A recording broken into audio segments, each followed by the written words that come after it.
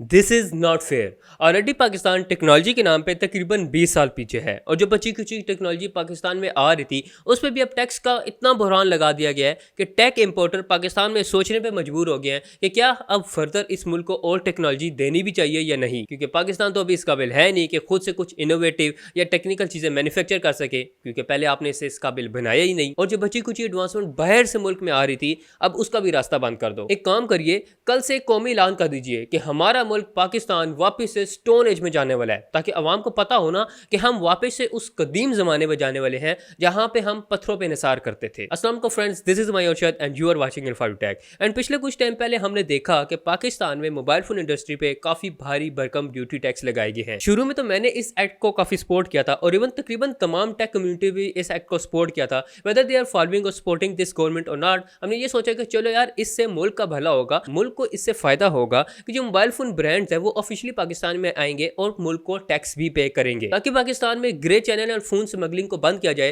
और brands officially Pakistan में आए और जो specially local manufacture phone brands हैं उनको अप्रिशिएट किया जाए, क्योंकि इसके बगैर हुकूमत को लॉस था। मतलब ग्रे चैनल्स थे, फोन स्मगलिंग हो रही थी, टैक्स नहीं पे किया जा रहा था, जिससे हुकूमत को तो लॉस हो ही रहा था, लेकिन इवेंचुअली अगर देखा जाए तो हम सबका मतलब पाकिस्तानियों का लॉन्ग रन में काफी नुकसान हो रहा था। देन रूल ये आया कि पाकिस्तान में जितने मोबाइल फोन आएंगे, specially premium mobile phone import किए जाएंगे, उनके ऊपर एक स्पेसिफिक अमाउंट का टैक्स लगाया जाएगा। और अगर टैक्स की बात करें तो रिसेंटली अभी तक तकरीबन अगर मैं आईफोन 13 प्रो मैक्स की बात करूं तो एक 13 प्रो मैक्स को इंपोर्ट करने के बाद आपको तकरीबन 47,000 रुपये का टैक्स पे करना पड़ेगा मोबाइल फोन को पीटीए अप्रूव करवाने के लिए। तो मतलब ये है कि तकरीबन 2.5 लाख का फोन इंपोर्ट करके उसके ऊपर 47,000 का टैक्स पे करके अब वो फोन आपके पास तकरीबन 3 लाख रुपए का हो चुका है। लेकिन ठहरिए जरा, सब्र करिए, कहानी यही नहीं खत्म हुई। जैसा कि आप लोगों को पता है कि रिसेंटली गवर्नमेंट की तरफ से जनवरी के महीने में एक मिनी बजट अनाउंस किया गया है और उसे अप्रूव किया गया है, जिसके अंदर इलेक्ट्रॉनिक्स आइटम्स के ऊपर एडिशनली 17% टैक्स ऐड किया गया है। हालांकि ये टैक्स चार्जेस कुछ टाइम पहले ही बढ़ाए गए थे, स्पेशली मोबाइल फोन्स के ऊपर, एंड लोगों को ये हजम करने में काफी टाइम लगा था कि हमें एक फोन के ऊपर एक्स्ट्रा पैसे पे करने पड़ेंगे हुकूमत को जस्ट उसे यूज करने के लिए। इवन अगर आप बाहर से फोन लेकर आ रहे हैं अपने यूज के लिए, ऑलरेडी उसके ऊपर आपने बाहर के मुल्क में टैक्स पे भी कर दिया है, तो पाकिस्तान में आके आपको दोबारा से उसके ऊपर टैक्स पे करना पड़ेगा। लेकिन काफी मुश्किल से हमें ये चीजें हजम करने को मिली। हमने देखा कि हाँ, इससे मुल्क का फायदा है और नॉर्मल सबने मान लिया, लेकिन अब दोबारा से अगेन एडिशनल टैक्स इसके ऊपर लगा दिया गया है। That's why this is not fair. क्यों? क्योंकि जिस टाइम दिल कर रहा है किसी भी प्रोडक्ट के ऊपर टैक्स ऐड करते जा रहे हैं और मजबूरन हमें ये पे करना पड़ेगा। अब अगर मैं इंक्रीज टैक्स रेट की बात करूं मोबाइल फोन के ऊपर, तो अगर आप अपना फोन पासपोर्ट के ऊपर पीटी अप्रूव करवाना चाहते हैं तो उसके रेट्स हैं $30 या इससे ऊपर वाली वैल्यू के फोन के ऊपर आपको 430 रुपए पे करने पड़ेंगे। 30 से $100 के बीच के ऊपर 3200 टैक्स है। 100 से $200 के बीच के ऊपर 9,580 रुपए टैक्स है। 200 से $350 वाले फोन के ऊपर तकरीबन 12,200 रुपए plus 17% sales tax ad valorem. अब ये एड वैल्यूम का मतलब यहाँ पे है कि जो प्रोडक्ट की C&F वैल्यू होगी उसके ऊपर 17% टैक्स कैलकुलेट करके 12,200 के अंदर ऐड करके आपसे चार्ज किया जाएगा। इसी तरह $350 से $500 वाले फोन के ऊपर 17,800 प्लस 17% सेल टैक्स और $500 या इससे अबव वाले फोन्स के ऊपर 27,600 प्लस 17% सेल टैक्स पे किया जाएगा। और ये तो मैंने अभी आपको पासपोर्ट के ऊपर mobile phone PT approve rates बताए हैं, मतलब अगर आप बाहर से आते हैं तो तब आपको ये चार्जेस पड़ेंगे। अगर आप पाकिस्तान में रहते हैं मोबाइल फोन इंपोर्ट कराते हैं तो CNSE के ऊपर तो और ज्यादा रेट्स हैं। और अगर रेट्स की बात कर लूँ, $30 से ऊपर वाले फोन के ऊपर तकरीबन $550 रुपए टैक्स, 30 से $100 वाले मोबाइल फोन के ऊपर 4,323 रुपए टैक्स, 100 से 200 वाले फोन के ऊपर 11,561 रुपए टैक्स, 200 से $350 वाले फोन के ऊपर 14,661 रुपए plus 17% sale tax ad valorem, 350 से $500 वाले फोन के ऊपर 23,420 रुपए प्लस 17% सेल टैक्स और $500 से ऊपर वाली वैल्यू के फोन के ऊपर 37,007 रुपए प्लस 17% GST पे करना पड़ेगा। अब ये वो रेट्स हैं जो एडिशनली ऐड किए गए हैं अगर आप एक फोन को इंपोर्ट करते हैं पाकिस्तान में, वेदर इट्स पासपोर्ट है या CNC के ऊपर होते हैं, अलग अलग रेट्स हैं। और अगर इस टाइम मार्केट में फोन्स को देखा जाए तो ज्यादातर जो ब्रांड्स हैं वो पाकिस्तान में आ चुके हैं, मतलब ऑफिशियली पाकिस्तान को टैक्स भी पे कर रहे हैं। एंड अगर आपने बॉक्सेस के ऊपर देखा होगा तो जनरली फोन के ऊपर लिखा होता है PTA अप्रूव, विच मीन्स कि ये ब्रांड ऑलरेडी PTA को टैक्स पे कर चुका है, पे करने के बाद जो इस फ़ोन की वैल्यू है उसके ऊपर आप मोबाइल फ़ोन को परचेज़ कर रहे हैं। मतलब ये है कि अगर आप 40,000 का फ़ोन परचेज़ कर रहे थे तो चांसेस आर कि वो 37,000 का फ़ोन था, 3,000 एक्स्ट्रा टैक्स पे कर रहा है। मैं रैंडमली आपको बता रहा हूँ। लेकिन अगर अभी देखा जाए तो एप्पल को छोड़ के तकरीबन सारे ब्रांड्स तो आपको मार्केट में देखने को मिलते हैं और जनरली एप्पल ही एक ऐसा ब्रांड है जिसको आपको इंपोर्ट करना पड़ता है पाकिस्तान में, उसके बाद उसे यूज़ करना होता है। तो अगर मैं आईफोन के टैक्स रेट्स की बात कर लूँ तो अगर आप आईफोन 7 या 7 प्लस को पाकिस्तान में इंपोर्ट करते हैं तो उस पर तकरीबन 36,554 रुपये टैक्स पे करना पड़ेगा। आईफोन 8 या 8 प्लस के ऊपर आप लोगों को तकरीबन 49,118 रुपये, आईफोन 10 से आईफोन 12 तक तकरीबन आपको 69,818 रुपये पे करना पड़ेगा। आईफोन 13 प्रो के ऊपर आपको 72,839 रुपये पे करने हैं और आईफोन 13 प्रो मैक्स के ऊपर आप लोगों को तकरीबन 73,819 रुपये टैक्स पे करना है। मतलब अगर आप एप्पल का एक latest version iPhone 13 pro max को पाकिस्तान में इंपोर्ट करते हैं या खरीदते हैं तो जिधर आपको पहले एक 2,40,000 रुपये वाले फोन के ऊपर तकरीबन 47,000 का टैक्स पे करना पड़ता, जिसकी मालियत तकरीबन 2,87,000 रुपये बन रही थी, अब वही फोन आपको 3,12,000 रुपये का पड़ेगा। अब सवाल ये पैदा होता है कि आखिर क्यों? तो देखो, इसका समझने का बड़ा आसान सा तरीका है। इसमें कोई शक नहीं है कि पाकिस्तान को टैक्स की काफ़ी ज़रूरत है।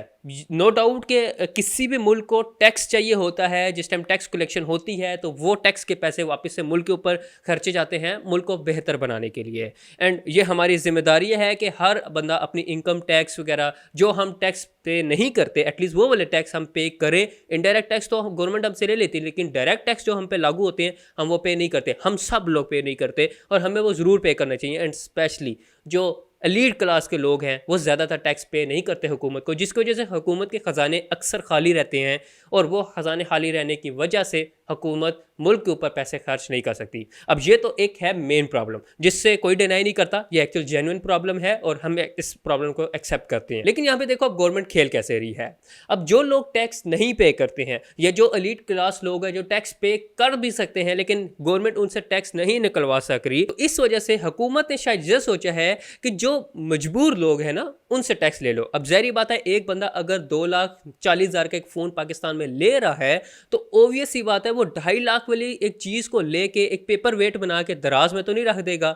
ऑब्वियस ही बात है उसे यूज़ करने के लिए ले रहा है तो उस पर मजबूरन वो तकरीबन 72,000 रुपये का टैक्स पे करेगा। अब मैं सिर्फ आईफोन की बात नहीं कर रहा, अब ये भी एक बात है कि नहीं जी जो आईफोन ख़रीदता है वो तो ऑलरेडी पैसे वाला बंदा है तो उसको क्या फ़र्क पड़ता है? फ़र्क पड़ता है। जिस तरह से वो बंदा 17% एक्स्ट्रा टैक्स पे कर रहा है, इसी तरह बाकी जितनी भी आइटम्स हैं, मतलब इवन अगर आप एक लैपटॉप इंपोर्ट करते हैं, कंप्यूटर बनाते हैं या कोई भी और फ़ोन लेते हैं तो हर फ़ोन के ऊपर टैक्स पे किया जाएगा। आपको ज़रा देखिए आजकल 200-250 वाले डॉलर फ़ोन के अंदर आपको क्या वैल्यू मिलती है। कम से कम पाकिस्तान के अंदर एक अच्छा फ़ोन लेने के लिए आपको 40,000 या 50,000 वाला फ़ोन तो लेना ही पड़ेगा अगर आप एक्चुअल में एक मिडिल क्लास अच्छा फ़ोन चाहते हैं। तो इसका ये मतलब बनता है कि पाकिस्तान में तकरीबन 50 से 60% लोग ये एक्स्ट्रा वैल्यू एडेड टैक्स पे करेंगे जो कि ऑलरेडी हमसे कलेक्ट किया जा रहा था, लेकिन अब एक्स्ट्रा ऐड कर दिया। क्यों? क्योंकि गवर्नमेंट को चाहिए टैक्स और वो टैक्स कलेक्शन कहीं और से तो हो नहीं रही है। तो ऐसा किया जा रहा है कि अब जो मजबूर लोग हैं जिन्होंने तो पे करना ही करना है उनसे ज्यादा से ज्यादा टैक्स ले लो। देखो ये सारा मेरा अपना पर्सनल पॉइंट ऑफ व्यू है, अब मैं इसमें गलत भी हो सकता हूँ लेकिन जनरली अगर देखा जाए तो सिनेरियो तो कुछ ऐसा ही है। और इससे बड़ी प्रॉब्लम यह है कि हमारी गवर्नमेंट ये कहती है कि हम पाकिस्तान को एक टूरिस्ट पॉइंट बनाना चाहते हैं ताकि बाहर के मुल्क से टूरिस्ट पाकिस्तान में आए ताकि पाकिस्तान के अंदर डॉलर ज़्यादा से ज़्यादा आए, मुल्क की मैशियत अच्छी हो। अब आप खुद ज़रा सोचिए कि एक बंदा अगर फॉरनर आता है पाकिस्तान में एज अ टूरिस्ट और उसने पाकिस्तान के डिफरेंट एरियाज़ घूमने हैं, उसने सिंध भी जाना है, उसने नारायण कागान भी जाना है, उसने नथिया गली भी जाना है, उसने डिफरेंट एरियाज़ घूमने हैं तो उसे थोड़ा टाइम लगेगा पाकिस्तान में। अब मैं जानता हूँ कि और सबको पता है कि तकरीबन 60 दिनों का मतलब 2 महीने का एक्स्ट्रा टाइम दिया जाता है एक फॉरनर को पीटी अप्रूव करवाने के लिए। 60 दिनों बाद उसका मोबाइल फ़ोन ब्लॉक हो जाता है सिग्नल्स के लिए। लेकिन अब एक अगर टूरिस्ट मुल्क में आता है और उसने 3-4 महीने रहने का सोचा है और उसने 2.5 लाख रुपए का फ़ोन अपने मुल्क में परचेज़ किया और वहाँ पे भी टैक्स पे किया है, तो अब वो पाकिस्तान में क्या दोबारा 70,000 रुपए का टैक्स पे करेगा जस्ट पाकिस्तान में 1 महीने के लिए रहने के लिए? नहीं भाई, ऐसा नहीं होता। इसकी वजह से जो ऑलरेडी टूरिस्ट पाकिस्तान में आना चाह रहे होंगे वो इतनी ख़राब पॉलिसीज दे के यही सोचेंगे पाकिस्तान में नहीं जाना, साथ वाले मुल्क में अफगानिस्तान में चले जाओ, इंडिया में चले जाओ, पाकिस्तान में नहीं जाना। मतलब आपने अपनी ही आवाम को दबा दबा के पैसा तो निकाल लिया लेकिन जो बाहर से पैसा आना था वो तो गया। और ऊपर से एक और बात, जैसे कि गवर्नमेंट कहती है कि हम ओवरसीज पाकिस्तानियों को वैल्यू देते हैं और वैल्यू देना भी चाहते हैं, तो मुझे ज़रा आप बताइए कि एक ओवरसीज पाकिस्तानी अगर 4-5 महीने के लिए छुट्टी मनाने के लिए पाकिस्तान में आता है, वहाँ के मोबाइल फ़ोन खरीदा हुआ टैक्स पे करके वापस पाकिस्तान में आता है, तो क्या पाकिस्तान में 2 महीने रहने के लिए, अपने मुल्क में आके 2 महीने रहने के लिए वो अपने फ़ोन के ऊपर एक एक्स्ट्रा टैक्स पे करेगा? मतलब उसने सिर्फ 4 महीने रहना है तो 2 महीने तो फ्री रहो, लेकिन 2 महीने बाद आपने टैक्स पे करना है, और 2 महीने बाद टैक्स पे करके उसने वापस भी चले जाना है, लेकिन पैसे पाकिस्तान में रहने के आपने देने हैं। मतलब वो बंदा मुल्क में रेमिटेंस भी दे रहा है, पाकिस्तान को डॉलर दे रहा है, और उसके बावजूद आके किराया भी दे रहा है। तो मेरे ख्याल से गवर्नमेंट को कुछ ऐसी पॉलिसीज बनानी चाहिए जो टूरिस्ट का भी ख्याल रखे, ओवरसीज पाकिस्तानी का भी ख्याल रखे, और मुल्क का भी ख्याल करे जो ऑलरेडी मुल्क में लोग रहते हैं। कम से कम सिर्फ उनसे टैक्स ना लिया जाए जो कि मजबूर है। वेल, ये सारी मेरे पर्सनल पॉइंट ऑफ व्यू थे।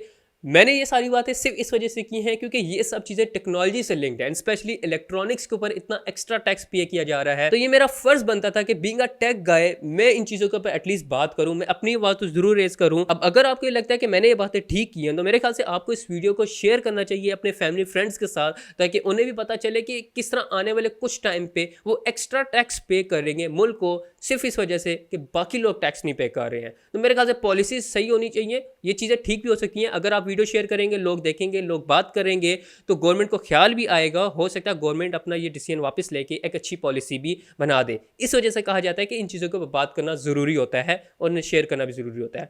बाकी अगर मैं गलत हूँ तो मुझे आप ठीक कर सकते हैं, मैंने जस्ट अपना पॉइंट ऑफ व्यू शेयर किया है। कमेंट सेक्शन में जाके अगर आपकी कोई राय है तो शेयर कर सकते हैं। वीडियो अच्छी लगी वीडियो को लाइक कर सकते हैं। बाकी चैनल के साथ जुड़ना चाहते हैं तो आपको अच्छे से पता आप लोगों ने क्या करना है। मैं तो फ्रेंड्स अपने नेक्स्ट इंटरेस्टिंग वीडियो में, तब तक के लिए अल्लाह हाफिज़।